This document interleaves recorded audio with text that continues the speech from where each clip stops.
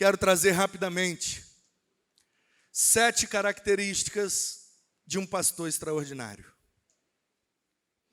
O texto que eu vou usar, 1 Coríntios 15, 58, você sabe de cor. Portanto, meus amados irmãos, sejam firmes, constantes, sempre abundantes na obra do Senhor, sabendo que... Amém. Igreja complicada é a igreja de Corinto. Igreja difícil, igreja problemática, igreja com briga, com panelinha e confusão para todo lado. Paulo sabia todos os defeitos daquela igreja. E quando ele vai se referir a eles, ele diz: amados, agapetos. A primeira característica de um pastor extraordinário é o amor.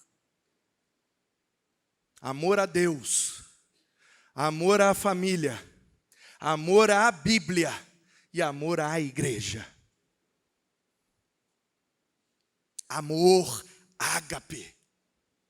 Ele não falou filo, ele não falou estorguê, ele não falou eros, ele falou ágape. Você sabe, o eros é do homem com a mulher. O filos é gostar da companhia. O estorguê é de laço sanguíneo. Às vezes a gente faz algumas coisas que a gente só tem coragem de fazer porque é da família. Aquele cunhado que pegou um dinheiro, não pagou, chegar no Natal ele vai pedir de novo. A gente vai emprestar de novo. Por quê? Estorguê, o amor de laço familiar. Mas Paulo usa ágape. Agapetos.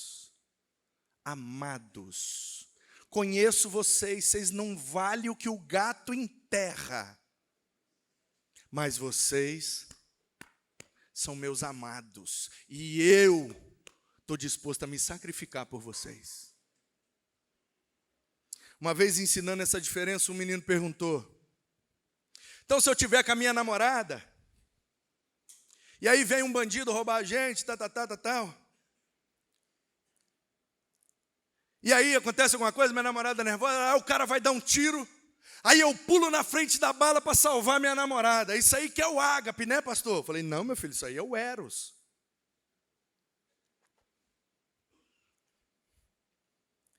E se fosse com a minha mãe?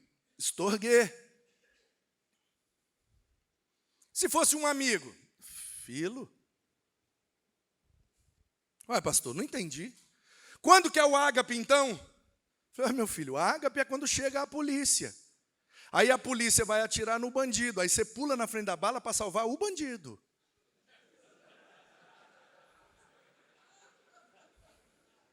Esse é o ágape. Verdade ou mentira? Tá certo, meu nerd favorito? Tá certinho? Sabe qual é o nosso problema, irmãos? A gente acha que tem que ter filos na igreja o tempo inteiro. Gostar da companhia de todo mundo gostar da nossa companhia. E a gente desenvolver filos.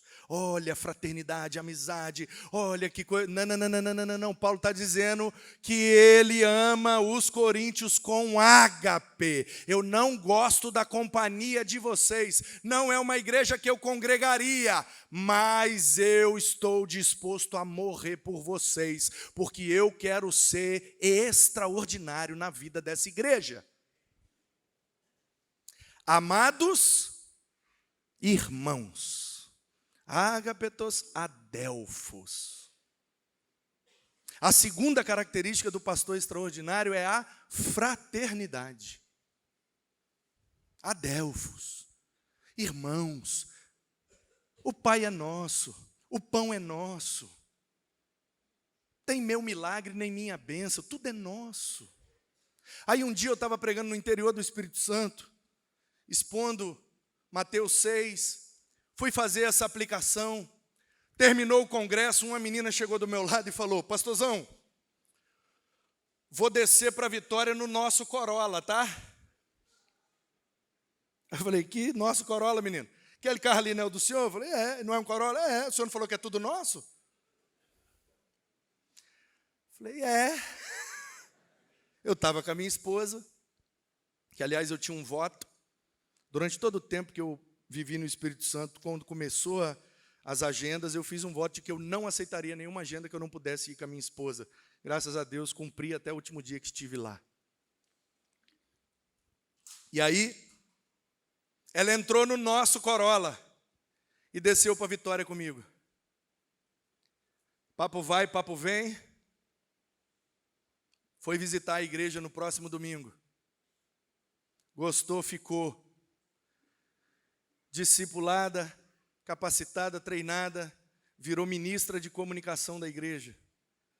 E o ponto forte de Guaranhuns era as redes sociais, a internet. Aquela menina foi uma bênção na minha vida.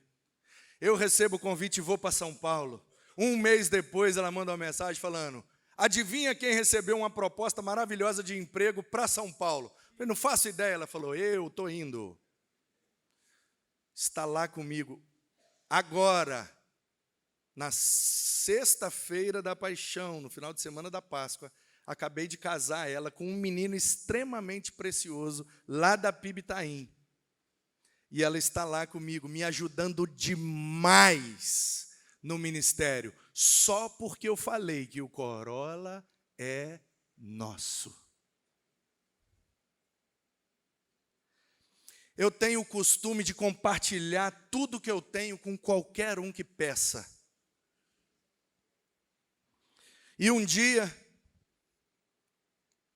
eu tenho mais de 60 mil arquivos aqui de Bíblia e Teologia, tudo que você precisar pode me pedir. Se quiser meu contato, pega com quem quiser, pega comigo, tudo que você precisar eu te mando.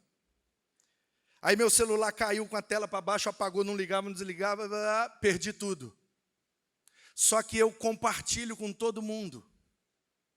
Aí eu falei: nossa Deus, os arquivos, PDF, os negócios, tudo. Aí o que é que eu fiz? Disparei uma mensagem para meia dúzia. Vocês podem me mandando aí de volta as coisas? Aí todo mundo me mandou. Eu recuperei tudo de volta. Se eu não tivesse compartilhado, eu tinha perdido tudo. Não falta semente ao que semeia. A gente precisa viver como irmãos. Deus é o Pai de todos nós. Não tem irmão preferido, nem filho predileto. Nós estamos todo mundo junto. Nós vamos amar. Amar a Deus, amar a família, amar a Bíblia e amar a igreja. Nós vamos fazer amizade com todo mundo que for possível, semeando na vida o máximo possível de pessoas. Amados irmãos, sejam firmes. Terceira característica é a firmeza. Firmes. Firmes. A quarta característica é constância. Firmes, constantes, sempre. A quinta característica é abundância. Eu vou fazer essas três de uma vez, que eu preciso encerrar. Firmeza é fazer o que é certo. O nosso problema é que a gente quer fazer dar certo. Nós não fomos chamados para fazer dar certo. A gente foi chamado para fazer o que é certo. E Deus se encarrega de fazer dar certo. Sejam firmes. Agora, nós não podemos também confundir firmeza com rigidez. São coisas completamente diferentes. Eu estava um dia, ainda skatista, doidão, atravessando a ponte Rio-Niterói para andar na pista de skate que tinha no saco de São Francisco, Niterói. E furou o pneu do golzinho do amigo e nós descemos para trocar, e aquela ventania, aquele negócio, e de repente a ponte eu senti que ela... Você já andou a pé na ponte? No vão ali, mais ou menos no meio, aquele troço mexe. Eu não fazia ideia, aquele negócio dá uma... E eu falei: que doideira é essa, velho? Aí veio o pessoal da concessionária ajudar a gente a trocar o pneu. E aí o menino lá trocando o pneu e tal, e eu já meio assim, meio coisa. Aí eu falei, a ponte está mexendo, velho? Falou, claro, pô. E o menino... Aí eu falei, não vai cair não? Ele falou, claro que não, lá que você é burro, velho. Que é isso? Sério que não cai? Ele falou, é exatamente por isso que não cai. Eu falei, como assim? Não, se ela fosse dura, quebrava e caía, ué. Mas ela tem, tá vendo aquela valetinha ali, ó, vão de dilatação. Eu falei, caramba, o menino trocando pneu é engenheiro, essa miséria. Vão de dilatação, cara. Explicou. Eu falei, rapaz, entendi. A ponte é bem firme, mas ela não é rígida. É por isso que ela não quebra. Morei 18 anos no Espírito Santo, 10 deles em Guarapari. Aprendi demais com aquele povo da beira da praia. Um menino semi-analfabeto, pescador. Um dia nós fomos num morro lá para orar e tirar uma foto do pôr do sol. Tinha uns pés de coco que ornava a foto, e de repente estava só o pirulito lá, sem as folhas. Eu falei, poxa, aí fica feio, né? Bonito é o coqueirinho. Aí eu falei, rapaz, será que morreu o pé de coco? Será que botaram veneno? Pô, não é possível. Poxa, caramba. Aí ele falou, claro que não morreu, rapaz. Você não viu que nós estamos em agosto? E o que é que tem agosto com as folhas do coco? Agosto é mês de vento, rapaz. E o que é que tem? Ele falou, não, quando o vento é muito forte, o coqueiro vai. Quando, olha como é que o menino semi-analfabeto da beira da praia me explicou. Quando o coqueiro vê que ele vai quebrar, ele solta as folhas. E aí o vento não tem mais resistência e ele não quebra. Daqui a 2, 3 meses está com folha tudo de novo. Falei, rapaz. Então eu acho que o que Paulo está falando para a igreja de Corinto é: devemos ser firmes. E o que nos mantém firmes é a raiz que está lá embaixo. Não é a grossura, espessura ou rigidez do caule, nem a beleza e magnitude das folhas. O que mantém é a raiz. Aí sabe o que nós fizemos, irmãos? A gente não quis abrir mão das folhas e muitos de nós quebramos por não querer abrir mão das folhas. Esquecemos que o que nos sustenta são as raízes. Folha pode soltar para o vento levar, daqui a pouco vem folhas novas. O que a gente não pode abrir mão é das raízes. Por medo de perder as folhas, quebramos. Igrejas quebraram, pessoas quebraram, pastores quebraram, esposas de pastores quebraram. Quebrou porque não queria abrir mão das folhas. Mas o nosso negócio não é com folha, nosso negócio é com raiz. Amados irmãos, sejam firmes, constantes, sempre abundantes na... A sexta característica é trabalho. Meu irmão, o negócio é obra, e obra é obra mesmo, é obra. Gasta dinheiro, faz sujeira, e quebradeira, e dá confusão, e falta dinheiro, e dá dor de cabeça, problema, sujeira, obra, é isso mesmo. Um dia eu estava no gabinete, e entrou uma irmã preciosíssima. Entrou. Sabe essas mulher do braço grosso? Sabe que, essa daí. Ela entrou, parou na minha frente assim e falou, o senhor vai ter que resolver esse problema. Eu falei, que é isso, gente? Porque o povo entra no gabinete, vê a gente lendo a Bíblia, lendo um livro, assim, meio que meditando, meio que, meu Deus, o que é que eu estou fazendo aqui? E eles acham assim, vou aproveitar que o senhor não está fazendo nada, posso só te falar um negocinho?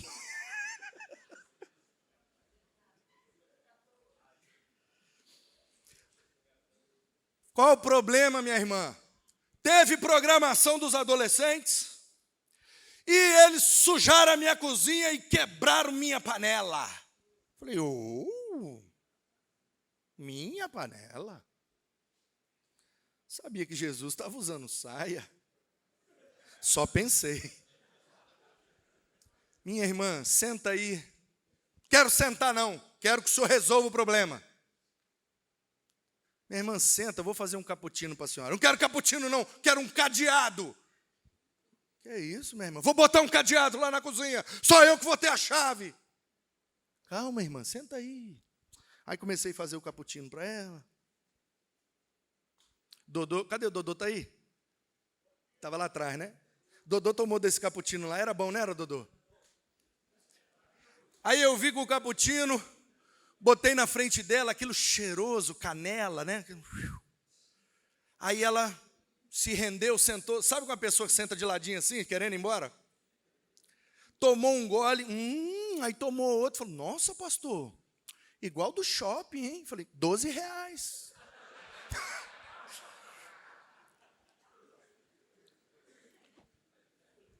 Aí ela deu uma relaxada, eu falei, minha irmã, não tem como a gente colocar cadeado na cozinha, porque a cozinha é da igreja, e a igreja é todo mundo. Mas como é que fica, pastor? Os adolescentes sujaram tudo, quebraram a panela, e deixei ela falar, eu falei, a senhora está coberta de razão, a senhora ama tanto fazer a obra de Deus, com esse zelo, com tudo, eu posso imaginar o que a senhora está sentindo, mas eu preciso informar a senhora o seguinte, os adolescentes valem mais que as panelas, porque panela a gente compra outra, irmã, mas um adolescente desse não compra outro. Eu prefiro perder 1000 panelas do que perder um adolescente. Então o que eu vou dizer para a senhora é, faça o orçamento da panela e nós vamos comprar quantas forem necessárias, mas nós não vamos perder os nossos adolescentes por causa de panela. Obra. Faz sujeira, quebra as coisas, dá confusão, e nós fomos chamados para trabalhar, nós somos obreiros, que trabalha, que faz obra. Amados irmãos, sejam firmes, constantes e abundantes na obra porque não é nada em vão quando vocês fazem A 7ª e perfeita característica de um pastor extraordinário é Jesus Cristo. Ele no centro, Ele no alvo, Ele recebendo a glória, Ele recebendo o louvor. É porque dele, por meio dele, para Ele, glória, pois, a Ele. A gente se esforça, a gente trabalha, a gente sua, a gente sonha, a gente faz muita coisa e Deus usa tudo que a gente faz, mas no final das contas, se não tiver Ele, nada vai funcionar. É Ele. Ele que alcançou o diabo louro. Ele chamou, capacitou, vocacionou. Quando que o diabo louro ia imaginar que um dia ele seria preletor no congresso dos pastores da Fluminense? Ele não se achava bem-vindo nem numa igreja, quanto mais no meio desse monte de pastor.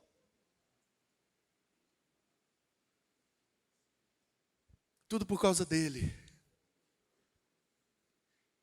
Tudo por causa dele. E ele mesmo não fazia questão de nada. Como disse o poeta um dia, e nem era de dia, fazendo referência ao mestre amado. O berço que ele usou naquela estrebaria, por acaso era dele? Era emprestado. E o manso jumentinho que veio pelo caminho andando lentinho, que em Jerusalém ele chegou montado, era dele o animal? Era emprestado. E o pão que alimentou a multidão, que deram em sua mão e que por ele foi multiplicado, por acaso era dele o alimento? Era emprestado. E o peixe que ele comeu ali sentado, bem junto daquele lago, indo para o outro lado, de quem que era aquele barco? Será que era dele? Era emprestado. E aquele quarto, com Pedro e Judas do seu lado, um que foi o traidor e pelo outro ele foi negado. Até na última ceia ele não tinha um lugar, era emprestado.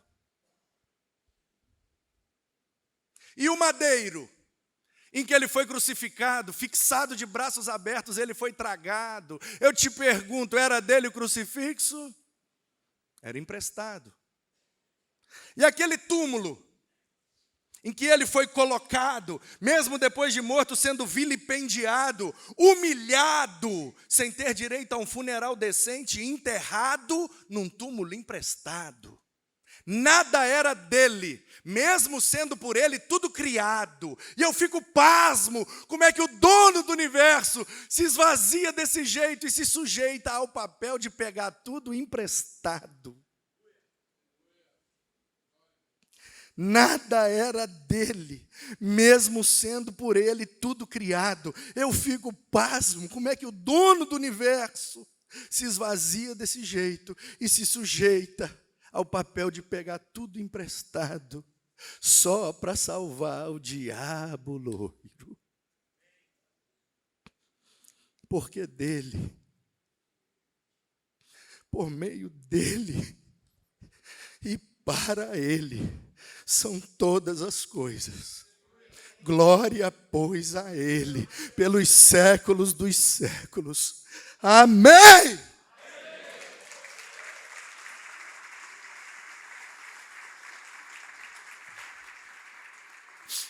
Fique de pé. Vamos ler todos juntos. Portanto,